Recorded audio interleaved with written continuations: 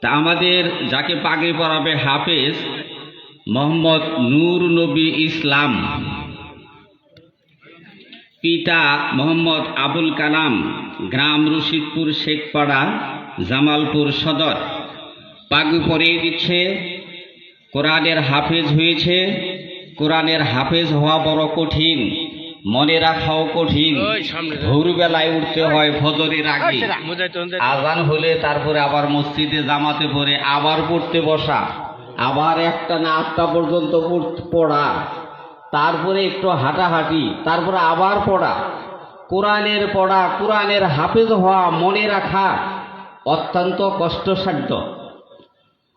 এখন যারা হাফেজ হয়েছে আমরা দোয়া করি। কোরআনটা দেখছেন, ওই যে দেখেন টেবিলে কত বড়, দেখছেন তো? ওই যে দেখছেন না?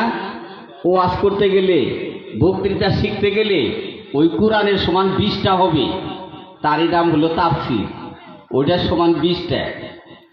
সম্মানিত উপস্থিতি, হাফেজি পাশ করেছে, আমরা দোয়া করি আল্লাহ রাব্বুল আলামিন শ্রেষ্ঠ হাফেজ হওয়ার তৌফিক দান করুক।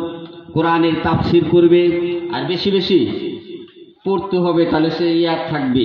হাফেজি পাশ করে ঘরে থেকে গেলে ভুলে যাবে, কারণ এগুলো ঘন ঘন না হলে মনে থাকবে না। যতই হাফেজ হোক আবার পড়তে হবে, আবার পড়তে হবে, মনে রাখতে হবে। কোরআনের অনুবাদ শিখতে হবে। অনুবাদ না শিখলে কোনো মজা পাবে না, অর্থ না বুঝলে কোনো মজা পাবে না। আল্লাহ রাব্বুল আলামিন তাকে বড় আলিম হওয়ার তৌফিক দান করুন। আপনারা সকলে তার জন্য দোয়া করুন, আমিন।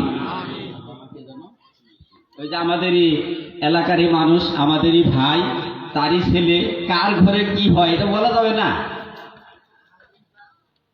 আমার আব্বা কিন্তু একবারে খারাপ ছিলেন না, পরহেজগার মানুষ ছিলেন। হাফেজ কিন্তু আমরা হতে পারিনি। দেখ কার ঘরে হাফেজ হয়েছে, দেখছেন? এটা দুটি খালি কথা না। গোবরের কারিও পদ্ম ফুল ফুটে, সেই একই পদ্ম ফুলে সমস্ত বংশকে উজ্জ্বল করে। তার মাথায় টুপি পরাই দেন। আল্লাহ রাব্বুল আলামিন তাকে যেন হেফাজত করেন। হাফেজের পিতা হয়েছে, এটা দুটিখানি কথা না। হাফেজের যেন ঠিক রাখতে পারে। অর্থনৈতিকভাবে অবস্থা যদি খারাপ থাকে তাহলে হাফেজও ঠিক থাকবে না। টাকা খুব প্রয়োজন। টাকা না হইলে, চাকরি না পেলে, মাঠে ঘাটে খাটলে, পড়ার সুযোগ না পাইলে আবারও ভুলে যাবে। আপনারা যেন ইমাম রাখেন, তাদেরকে অপমান করবেন না, কারণ তাদের বেতন কম, আপনারাই দেন। আপনারা যদি একটু ভালো না দেন, ওরা কিন্তু এই লাইনে আসবে না, অন্যরাও আসবে না। তাদের আনতে চাইলে কিছু দিতে হবে। অপমান বেইজ্জতি করলে এও চলে যাবে। এটা আপনাদেরও ত্রুটি হবে, আমাদেরও ত্রুটি হবে। এখন এত মানুষ থাকতে ইমাম ওই আরেক পাড়া থেকে নিয়ে আসেন কেন? ইমামতি করাও কঠিন। আল্লাহ রাব্বুল আলামিন তাদেরকে হেফাজত করতে। তারপরে আরেকটি কথা বলছি, আমাদের বক্তা সাহেব যে বক্তব্য রেখেছেন, অত্যন্ত উন্নত মূল্যবান বক্তব্য রেখেছেন। হয়তো কেউ কেউ আবার বলতে পারে যে সুর দিল না কেন, গজল গাইল কেন, হতে পারে। আপনারা কি জানেন এমএ পাস করতে কয় বছর লাগে? যদি একদিনও ফেল না করে, একটা ক্লাসও যদি ফেল না করে, আর যদি সেশন জব যেটাকে বলে, মানে 1 বছরের পরীক্ষা আর 1 বছর, তাহলে লাগে 16 বছর। একটানা পড়ন লাগবো। 10 বছর বয়স না হলে তার পড়তে যায়। গ্রাম অঞ্চলে সচরাচর পড়ে না, আগায় না। 8 বছর না হলে অন্তত ধরে, যদি 6 বছর বয়সে স্কুলে যায়, তাহলে 16 বছর একটানা। কিন্তু না, এটা হলো সরকারি হিসাব। অনার্স যেটাকে বলে, অনার্স, আর যেটাকে এমএ কয়, পড়তে যায় 5 বছর, পাস করতে লাগবে 8 বছর, বয়স হবো 24 বছর। তো 24 বছর পরে এত বিদ্যা অর্জন করে আসে, তারপরে কিছু এমন মনে থাকে না। তাহলে আধা ঘন্টায় 1 ঘন্টা আপনারা কি শিখবেন? কয়টা শিখবেন? আর বুড়া বয়সে তো মনেই থাকবে না দোয়া, যতই কোয়া হোক মন থাকে না। ছোটোর সময় যারা মুখস্থ করেছে তাদের মনে থাকে। এই জন্য তবু আপনারা শিক্ষা শোনার জন্য আপনাদের আগ্রহ, আপনাদের ধন্যবাদ। আপনাদের নাতিপুতি যারা হয়েছে তাদেরকে কম বেশি পড়ায়েন। এলাকাতেই স্কুল হয়েছে, এলাকাতেই মাদ্রাসা হয়েছে, কাছাকাছিতেই বড় বড় মাদ্রাসা আছে, আলিয়া মাদ্রাসা হয়েছে।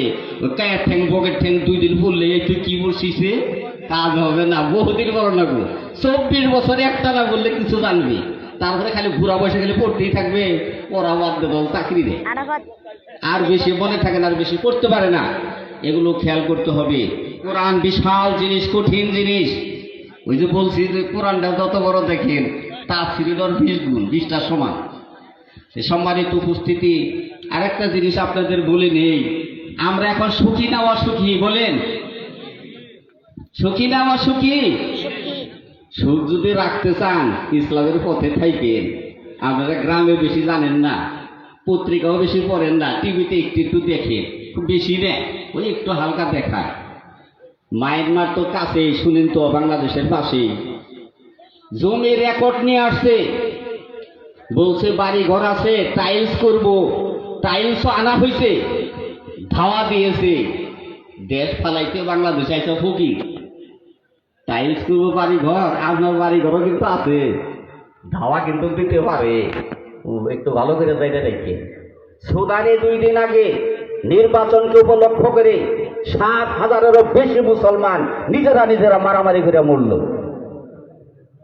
মায়েরে মায়েরা ফেলাইছে, পাশে আর কেউ নাই, ছোট্ট একটা দুধের বাচ্চা মায়েরে করে টানতেছে।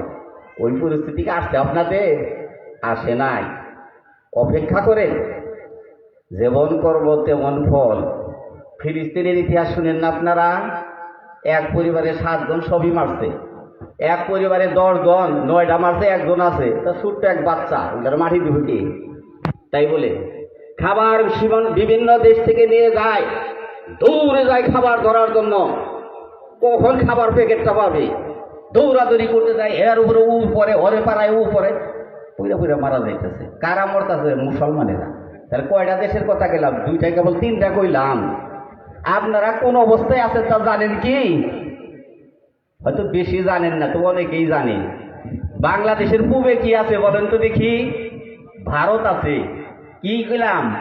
ভারত। কি আছে? ভারত। উত্তরে কি আছে বলেন তো? বঙ্গোপসাগর। পশ্চিমে কি আছে? আর দক্ষিণে বঙ্গোপসাগর। 3 দিক থেকে যদি দৌড়ানি দেয়, যে অবস্থা, দৌড়ে পালাইয়া তো ওরা তাও ওই মায়ানমার থেকে বাংলাদেশ আইছে।